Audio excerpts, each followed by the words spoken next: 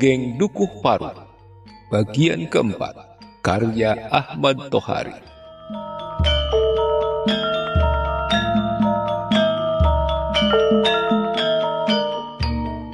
Sudah 2 bulan Srintil menjadi ronggeng. Namun adat Dukuh Paruk mengatakan masih ada 2 tahapan yang harus dilaluinya sebelum Srintil berhak menyebut dirinya seorang ronggeng yang sebenarnya. Salah satu di antaranya adalah upacara permandian yang secara turun-temurun dilakukan di depan cungkup makam Ki Secamanggala. Pagi itu Dukuh Paruk berhiaskan bunga bungur. Warna ungu yang semarak menghias hampir semua sudut pedukuhan sempit itu. Matahari mulai kembali pada lintasannya di garis khatulistiwa. Angin tenggara tidak lagi bertiup. Langit yang selalu membiru di musim kemarau mulai bernodakan gumpalan-gumpalan awan. Kemarau sedang menjelang masa akhirnya. Pagi yang lengang, sinar matahari dalam berkas-berkas kecil menembus perindangan pekuburan Dukuh Paruk. Tetes-tetes embun di pucuk daun menangkap sinar itu dan membiaskannya menjadi pelangi lembut yang berpendar-pendar. Seekor tupai meluncur turun dari atas pohon. Binatang itu bergerak dalam lintasan yang berupa ulir hingga mencapai tanah. Dengan mata waspada, tupai itu melompat-lompat di atas tanah, lalu naik lagi dengan seekor si kaki seribu tergigit di mulutnya. Dalam kerimbunan tumbuhan benalu, sepasang burung madu berkejaran. Jantan yang berwarna merah sagak mengejar betinanya. Setelah tertangkap, keduanya bergulat sejenak lalu menjatuhkan diri bersama sambil bersenggama. Pasangan itu baru saling melepaskan diri 1 detik sebelum tubuh mereka menyentuh tanah. Perintah alam selesai mereka laksanakan. Si jantan terbang dengan penuh kepuasan, kembali terbang dan hinggap di kerimbunan benalu. Selesailah hidup karena seekor ular hijau langsung menangkap dan memangsanya di sana. Pohon beringin besar yang menjadi mahkota pekuburan Dukuh Paruk menjadi istana para burung. Pada sebuah dahannya yang tersembunyi hinggap seekor burung celepuk. Ia sedang terkantuk setelah menghabiskan malamnya dengan berburu tikus, ikan atau katak. Hanya burung kucicai yang kecil berani mengusik raja burung malam itu. Burung-burung seling yang hitam pekat dan burung katik yang hijau hinggap dalam kelompok-kelompok. Mereka membisu sambil berjemur menanti hangatnya udara pagi sebelum terbang mencari makanan di tempat lain. Hari itu tak ada kegiatan kerja di Dukuh Paruk. Upacara memandikan seorang ronggeng adalah peristiwa yang penting bagi orang di pedukuhan itu, lagi pula amat jarang terjadi. Maka tak seorang pun yang ingin tertinggal. Maka pagi-pagi warga Dukuh Paruk tiada kecualinya sudah berkumpul di halaman rumah Kartarja. Mereka akan mengiring Srintil dari rumah itu sampai ke makam Ki Secamanggala. Di sana Srintil akan dipermandikan. Srintil didandani dengan pakaian kebesaran seorang ronggeng. Aku melihat keris kecil yang kuberikan kepada Srintil terselip di pinggang ronggeng itu. Serasi benar ukurannya dengan badan Srintil. Itu bukan hanya penilaianku. Kudengar beberapa orang berkomentar. Srintil mengenakan keris baru yang lebih kecil dan bagus. Alangkah pantasnya. Alangkah kenesnya. Aku yakin pujian itu terdengar oleh Srintil. Kutunggu tanggapannya. Srintil tidak menoleh kepada orang yang mengucapkan pujian itu. Dia menolehku lalu tersenyum. Sayang, aku tak dapat membalas senyum Srintil karena jantungku berdenyut terlampau cepat. Boleh jadi orang-orang bertanya-tanya. Tetapi aku percaya kecuali Srintil dan nenekku yang telah pikun, orang lain tak tahu tentang keris yang dipakai Srintil pagi itu. Atau bila ada orang yang tahu bahwa akulah yang memberikan keris kecil kepada Srintil, aku tidak peduli. Dengan memberikan pusaka itu kepada Srintil, aku telah memperoleh imbalan yang cukup. Srintil kembali memperhatikan diriku. Ini berarti ada seorang perempuan dalam hidupku, suatu hal yang telah bertahun-tahun kudambakan. Tidak bisa kupastikan yang kurindukan adalah seorang perempuan sebagai kecintaan, atau perempuan sebagai citra seorang emakku, atau kedua-duanya. Tetapi jelas, penampilan Srintil membantuku mewujudkan angan-anganku tentang pribadi perempuan yang telah melahirkanku. Bahkan juga bentuk lahirnya. Jadi sudah kuanggap pasti emak mempunyai senyum yang bagus seperti Serintil. Suaranya lembut, sejuk, suara seorang perempuan sejati. Tetapi aku tidak bisa memastikan apakah emak mempunyai cambang halus di kedua pipinya seperti halnya Serintil. Atau apakah juga ada lesung pipit pada pipi kiri emak. Serintil bertambah manis dengan lekuk kecil di pipi kirinya bila ia sedang ketawa. Hanya secara umum emak mirip Serintil. Sudah kukatakan, aku belum pernah atau takkan pernah melihat emak. Persamaan itu kubangun sendiri sedikit demi sedikit. Lama-lama hal yang kureka sendiri itu kujadikan kepastian dalam hidupku. Di halaman rumah Katerja, Ronggeng bermain satu babak. Tidak seperti biasa, pentas kali ini tanpa nyanyi atau tarian erotik. Mulut Sakum bungkam. Si buta itu tidak mengeluarkan seruan-seruan cabul. Semua orang tahu permainan kali ini bukan pentas ronggeng biasa, tetapi merupakan bagian dari upacara sakral yang dipersembahkan kepada leluhur Dukuh Paruk. Setelah bermain satu babak, rombongan ronggeng bergerak menuju pekuburan Dukuh Paruk. Kartarja berjalan paling depan membawa pedupaan, Serintil di belakangnya. Menyusul para penabuh, Sakum dituntun oleh seorang penabuh lainnya. Di belakang mereka menyusul segenap warga Dukuh Paruk, dari anak-anak sampai yang tua-tua. Bayi-bayi digendong, anak kecil dituntun. Mereka membuat barisan panjang, berarak menuju makam Ki Secamenggala. Sampai di tujuan, Kartarja meletakkan pedupaan di ambang pintu cungkup leluhur Dukuh Paruk. Dua orang laki-laki membawa tempayan berisi air kembang. Dengan air itu, nanti Serintil akan dimandikan. Nyai Kartarja menuntun Serintil, dilindungi oleh beberapa perempuan tua lainnya. Pakaian Serintil dibuka, hanya tinggal selembar kain yang menutupi tubuh perawan itu. Mantra-mantra dibacakan oleh Nyai Kartarja, ditiupkan ke ubun-ubun Serintil. Kemudian tubuh perawan itu mulai diguyur air kembang, gayung demi gayung. Sementara itu orang-orang Dukuh Paruk lainnya hanya menonton. Serintil menjadi pusat perhatian. Rombongan penabuh mempersiapkan diri. Mereka menatap perkakas masing-masing, duduk bersila di atas tanah. Serintil selesai dimandikan. Nyai Kartarja mengeringkan rambut ronggeng itu dengan selai kain. 3 orang perempuan membantu Nyai Kartarja mendandani Serintil kembali. Mereka menyisir, memberi bedak, dan membantu Serintil mengenakan kain serta mengikatkan sampur di pinggang. Semuanya sudah beres, rambut Serintil sudah disanggul. Kemudian ronggeng itu dituntun ke depan pintu cungkup. Di sana Serintil menyembah dengan takzim, lalu bangkit dan berjalan ke hadapan lingkaran para penabuh. Tiba giliran bagi Kartarja. Setelah komat kamit sebentar, laki-laki itu memberi aba-aba kepada pemukul gendang. Kelenggangan pekuburan Dukuh Paruk pecah. Suara gendang dan calung menggembak bersama dalam irama khas. Berpuluh-puluh burung serentak terbang meninggalkan pepohonan di pekuburan itu. Tidak seperti semua orang Dukuh Paruk, burung-burung itu tak menyukai irama calung. Tidak seperti aku yang sedang tak berkedip melihat pengejauhan tahan emak pada diri Serintil. Burung-burung itu tak menyukai ronggeng.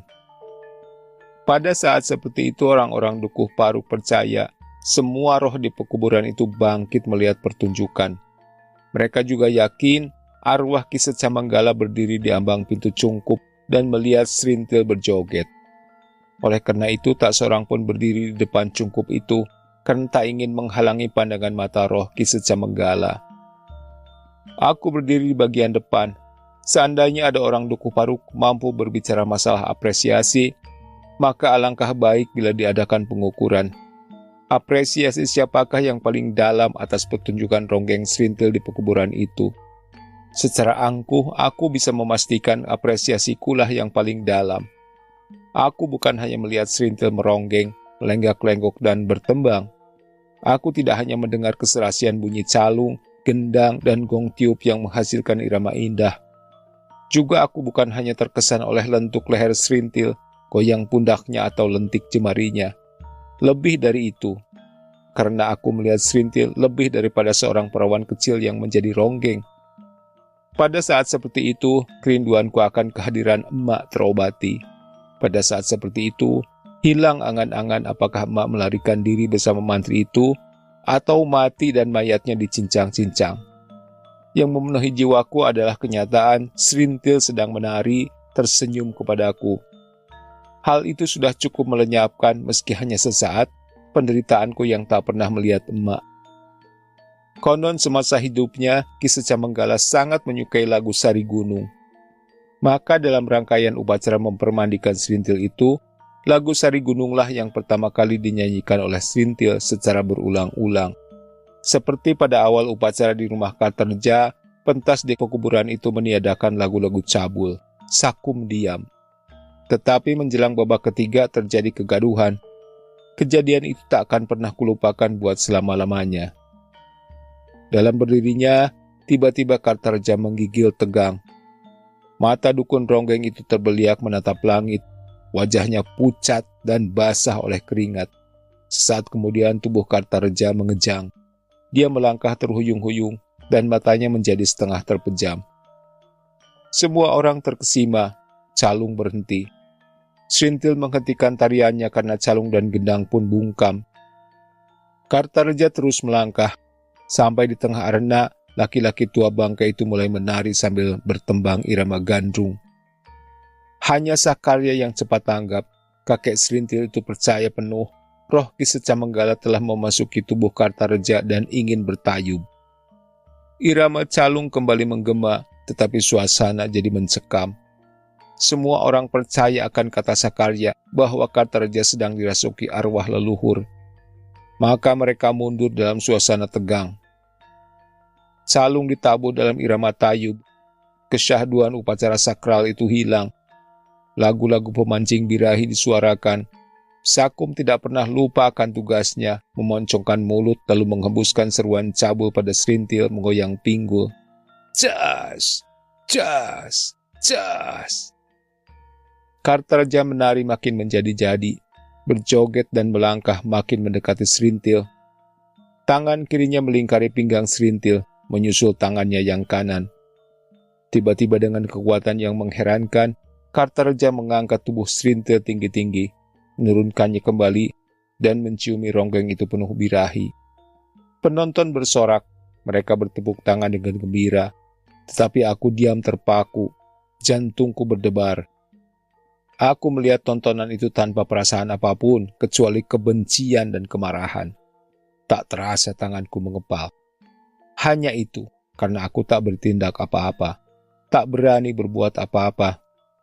Dan Kartareja terus menciumi Srintil tanpa peduli puluhan pasang mata melihatnya. Tak kuduga, sorak-sorai orang Dukuh Paruk berhenti seketika. Mereka, juga aku sendiri, kemudian melihat Kartareja mendekap Srintil begitu kuat, sehingga perawan kecil itu tersengal-sengal. Bahkan akhirnya Srintil merintih kesakitan, seakan dia merasa tulang-tulang rusuknya patah oleh himpitan lengan Kartareja yang kuat. Terjadi ketegangan, tetapi belum ada orang yang bertindak, kecuali Sakarya yang tiba-tiba melompat ke depan sambil berseru, "Hentikan calung! Hentikan calung!" Sakarya mendekati Kartareja yang mendekap Srintil kuat-kuat. Sakarya melihat mata cucunya terbeliak karena susah bernapas. Terbata-bata kakek Srintil itu meratap, "Lepaskan cucumu, Eyang Secamenggala. Aku memohon lepaskan Srintil. Kasihani dia, Eyang. Srintil adalah keturunanmu sendiri." Ratap Sakarya berulang-ulang. Sehabis berkata demikian, Sakarya berbalik mengambil pedupaan. Dikibas-kibaskannya asap kemenyan itu ke arah Kartareja yang dipercayainya sedang kerasukan arwah Ki Secamenggala. Nyai Kartareja mengambil sekayung air kembang dan disiramkannya ke kepala suaminya.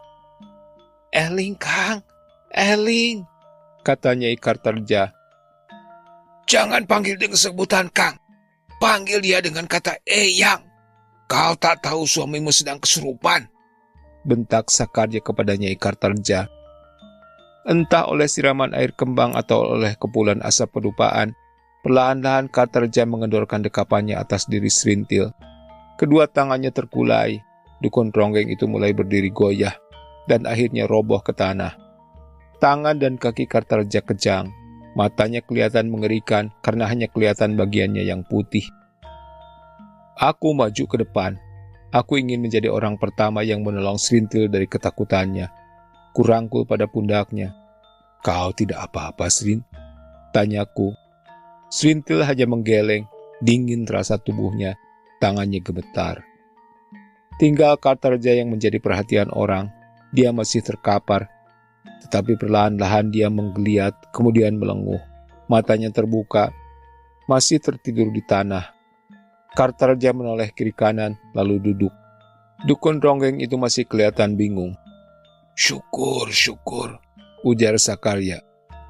Sampean sudah sadar, Kang? Lah, ada apa? Kenapa badanku basah begini? Mengapa Calung berhenti? Tanya Kartarja bimbang. Dipandangnya orang-orang yang mengelilinginya, kemudian Kartarja bangkit berdiri. Ada apa ini? Ulang Kartarja. Eyang Secamenggala baru saja hadir. Beliau bertayu bersama Srintil. Ujar Sakarya menerangkan. Eyang Secamenggala? Benar, Kang. Rohnya memasuki tubuh sampean. Dan tentu saja sampean tidak sadar. Hal ini berarti persembahan kita pagi ini diterima olehnya. Srintil direstuinya menjadi ronggeng. Percakapan selanjutnya antara Sakarya dan Kartarja tidak lagi kudengar. Aku juga tidak lagi mendengar celoteh serta gumam orang-orang Dukuh Paruk tentang peristiwa yang baru terjadi. Apapun tak kuinginkan kecuali segera membawa Srintil menyingkir. Ku gandeng tangannya menuruni bukit kecil pekuburan. Srintil tidak kuantar pulang ke rumahnya, melainkan kubawa ke rumahku. Suatu keberanian yang tak pernah terbayangkan dapat kulakukan. Anehnya, Srintil menurut, bukan main besar rasa hatiku. Rasus, bila kau tahu betapa ngeri hatiku tadi, ujar Srintil yang kududukan di atas lincak. Kartarja memang bajingan, bajul buntung, jawabku mengumpat dukun ronggeng itu. Rasus, jangan berkata begitu. Kau dengar tadi kata kakekku kan? Kartarja hanya kesurupan arwah Ki Secamenggala. Tidak peduli, yang penting kakek tua bangka itu berbuat keterlaluan. Kau didekapnya, bila tak tertolong kau pasti mati tercekik. Apakah engkau akan bersedih bila aku mati? Tanya Srintil. Pertanyaan itu membuat mulutku terbungkam. Srintil tak bersalah bila dia tak mengerti apa arti dirinya bagiku. Dia tak akan mengerti bahwa bagiku dirinya adalah sebuah cermin di mana aku dapat mencoba mencari bayangan emak. Srintil tak akan mengerti hal itu. Dan sekali lagi kukatakan, Srintil tak bersalah. Maka untuk sekedar menjawab pertanyaan, kukatakan, Srin, kau dan aku sama-sama menjadi anak Dukuh Paruk yang yatim piatu sejak anak-anak. Kita senasib, maka aku tak senang bila melihat kau celaka. Bila kau mati, aku merasa kehilangan seorang teman, kau ngerti. Aku mengira upacara permandian di pekuburan itu adalah syarat terakhir sebelum seorang gadis sah menjadi ronggeng. Ternyata aku salah. Orang-orang Dukuh Paruk mengatakan bahwa Srintil masih harus menyelesaikan satu syarat lagi. Sebelum hal itu terlaksana, Srintil tak mungkin naik pentas dengan memungut bayaran. Dari orang-orang Dukuh Paruk pula aku tahu syarat terakhir yang harus dipenuhi oleh Srintil bernama buka kelambu. Berdiri bulu kuduku setelah mengetahui macam apa persyaratan itu. Buka kelambu adalah semacam sayembara, terbuka bagi laki-laki manapun. Yang disayembarakan adalah keperawanan calon ronggeng. Laki-laki yang dapat menyerahkan sejumlah uang yang ditentukan oleh dukun ronggeng berhak menikmati virginitas itu. Keperawanan Srintil disayembarakan. Bajingan, bajul buntung, pikirku. Aku bukan hanya cemburu, bukan pula sakit hati karena aku tidak mungkin memenangkan sayembara akibat kemelaratanku serta usiaku yang baru 14 tahun. Lebih dari itu, memang Srintil telah dilahirkan untuk menjadi ronggeng, perempuan milik semua laki-laki. Tetapi mendengar keperawanannya disayembarakan, hatiku panas bukan main. Celaka lagi, buka kelambu yang harus dialami oleh Srintil sudah merupakan hukum pasti di Dukuh Paruk. Siapapun tak bisa mengubahnya. Apa pula aku yang bernama Rasus. Jadi dengan perasaan perih, aku hanya bisa menunggu apa yang akan terjadi. Jauh-jauh hari Kartarja sudah menentukan malam hari Serintil harus kehilangan keperawanannya. Untuk itu, Kartarja sendiri harus mengeluarkan biaya. 3 ekor kambing telah dijualnya ke pasar. Dengan uang hasil penjualan itu, dibelinya sebuah tempat tidur baru, lengkap dengan kasur, bantal, dan kelambu. Dalam tempat tidur ini, kelak Serintil akan diwisuda oleh laki-laki yang memenangkan sayembara.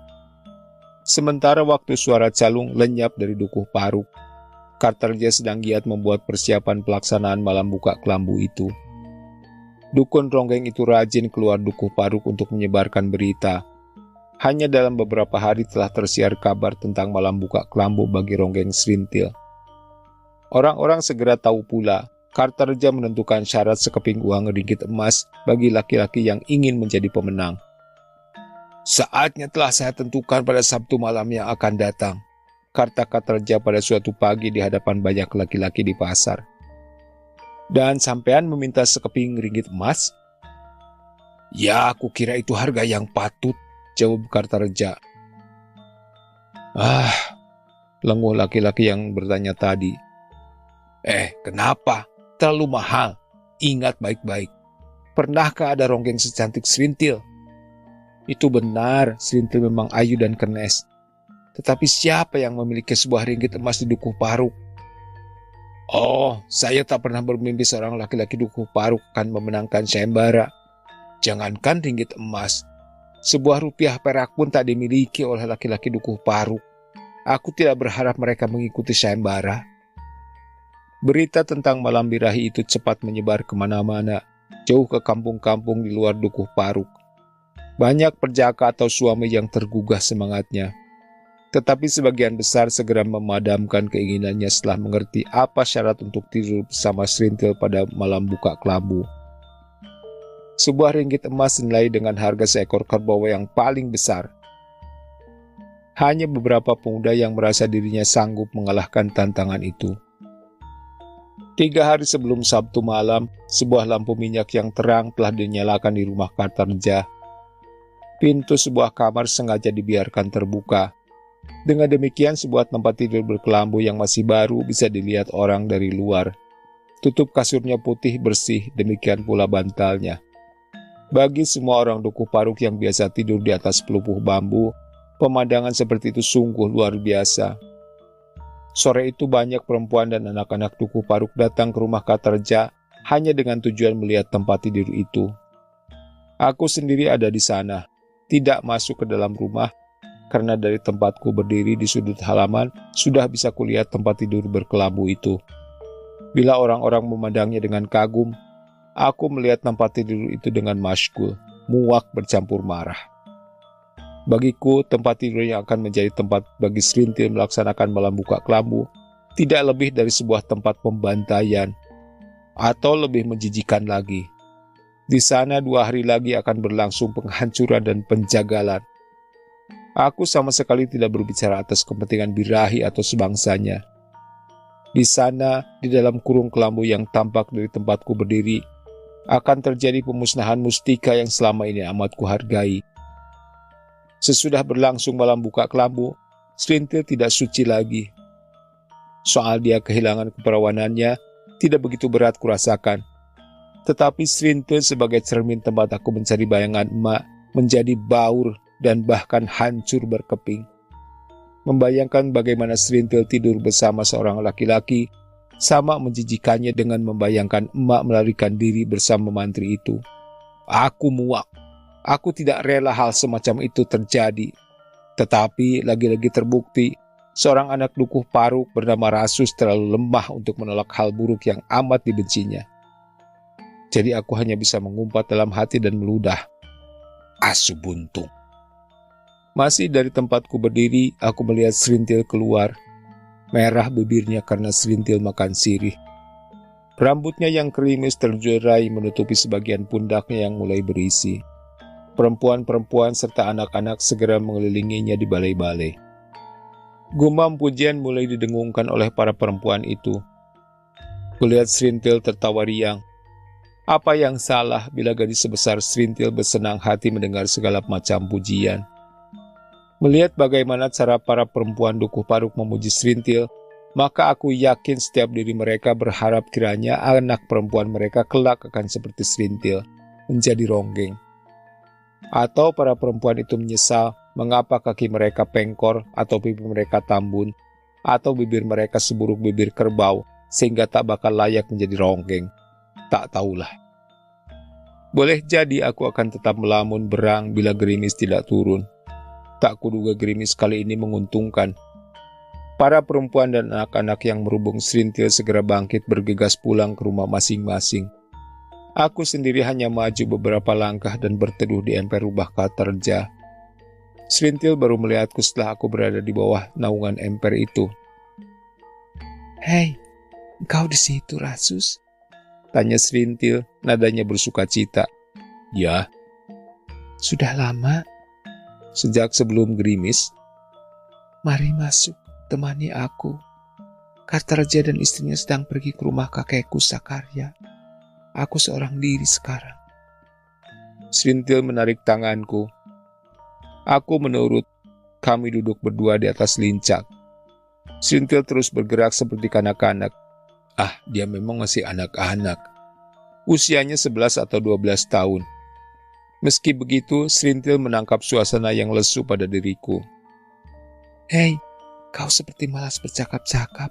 Kau segan menemaniku di sini?" "Tidak, sama sekali tidak." "Tapi kau hanya berkata bila ku tanya, kenapa?" "Tutup pintu kamar itu dulu." "Loh, kenapa?" "Aku tak ingin melihat tempat tidur itu meski Katerja memamerkannya buat semua orang," kataku agak ketus. Serintil termangu sejenak. Tak usah lama berpikir, rupanya Serintil mengetahui juga mengapa aku berkata demikian. Naluri seorang perempuan. Lama ku nanti tanggapan Serintil. Tetapi mulutnya yang mungil dan merah itu masih terkatup.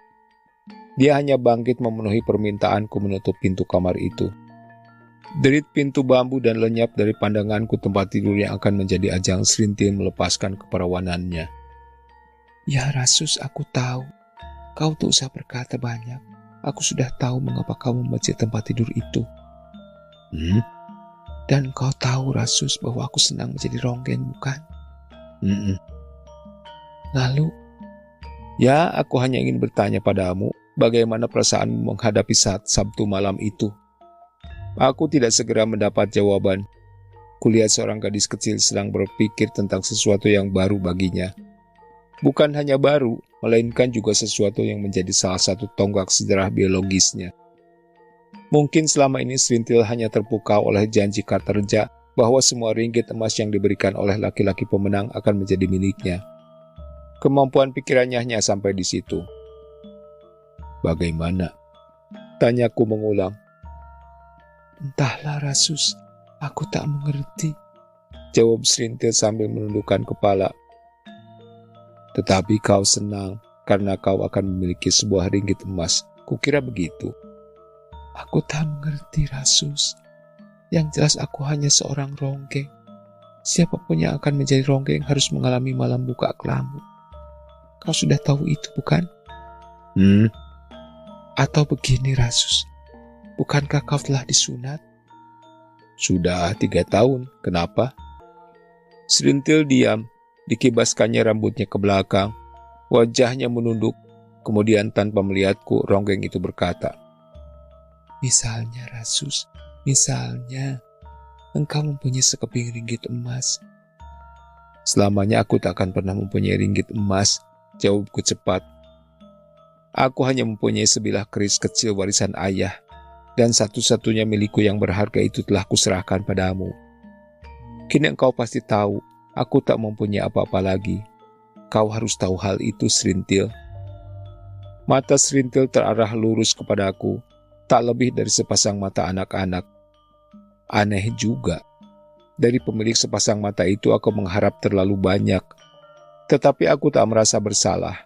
Tidak, karena pada saat itu misalnya, ketika Serintil menatapku tajam, aku teringat emakku yang mati dan mayatnya dicincang, atau emakku yang lari bersama mantri keparat itu dan sekarang barangkali berada di Delhi, negeri khayali yang berada di batas langit. Kutoleh Serintil. Dia masih menetapku dengan cara seorang bodoh. Padahal yang kuharapkan waktu itu adalah pernyataan Serintil bahwa ia tidak akan menempuh malam buka kelambu karena dia telah memutuskan tidak akan menjadi ronggeng. Keinginan gila yang mustahil terlaksana. Lucunya aku menyadari hal itu sebaik-baiknya. Suasana yang bisu membuatku tak betah. Serintil pun kulihat gelisah di tempatnya. Aku tak tahu apa lagi yang patut kuperbuat atau layak kukatakan kepada Serintil. Jadi aku bangkit tanpa berucap barang sepatah kata pun dan berjalan ke arah pintu. "Engkau mau kemana, Rasus?" kata Serintil. "Pulang." "Jadi engkau mau pulang?" "Iya." "Jadi engkau mau pulang, Rasus? Di luar masih gerimis," ujar Serintil di belakangku. Aku terus berjalan, lepas di halaman, kain sarung kututupkan ke atas kepala. Ketika membalikkan badan, kulihat Serintil masih berdiri di bawah atap emper. Sebenarnya aku tidak meninggalkannya dengan sepenuh hati, tetapi aku terus berjalan.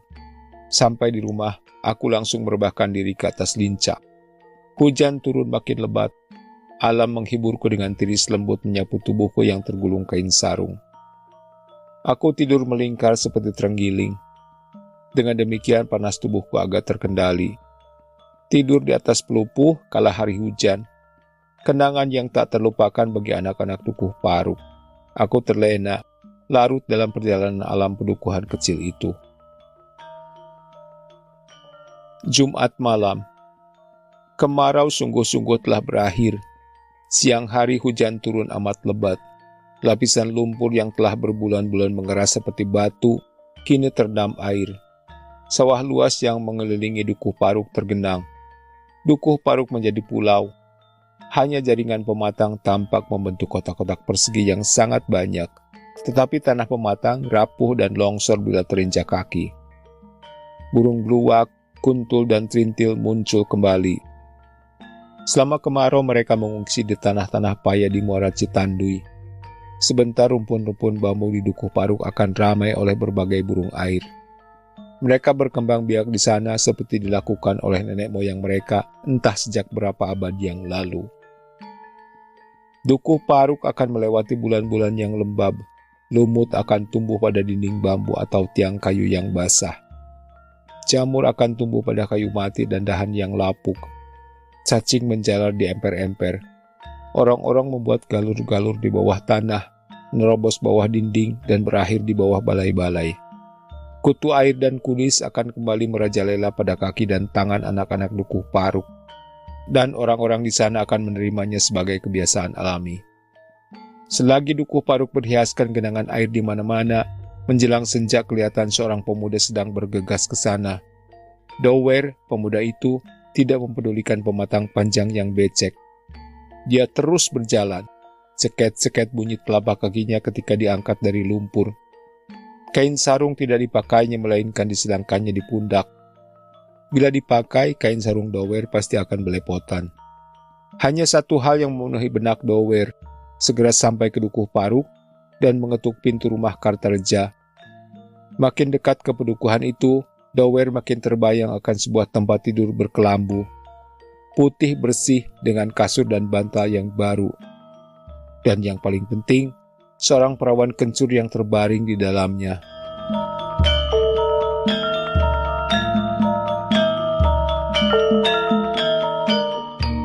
Terima kasih sudah menyimak. Sampai jumpa di bagian selanjutnya. Tata dan Mihajab pamit. Selamat menikmati hari yang menyenangkan.